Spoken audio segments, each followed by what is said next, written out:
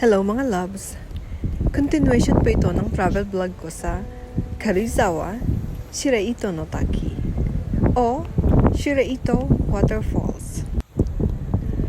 Nagkaroon po ng typhoon dito noong 1982 at September 2001 kaya nagkaroon ng landslide. Apektado po ang Shiraito kung kaya nabawasan ng konti ang mga puno sa lugar na ito. Tingnan niyo po ang signboard na nakikita niyo sa harap niyo. Opo, yan po. Ito po ay mayroong mga ibig sabihin. Ang pagkakagawa nila ng aspalto o kalsada ay para hindi madulas ang mga sasakyan sa tuwing winter.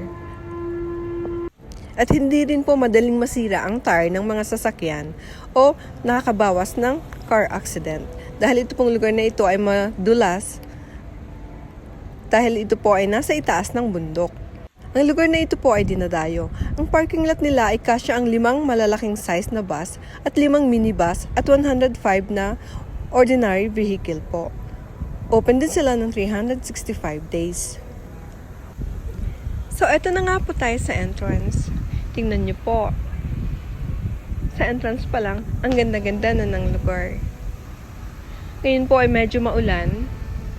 Kaya po, konti lang ang tao. Solong-solo ko po.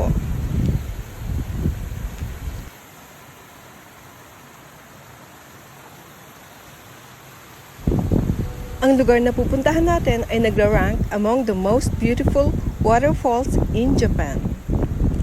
Ang mga tubig na dumadaloy dito ay nanggaling sa volcano spring water.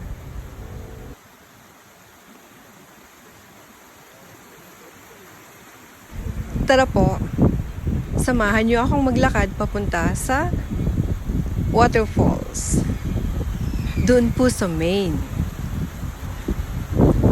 For the meantime, pagsawain niyo po muna ang mga mata niyo sa kagandahan ng kapaligiran.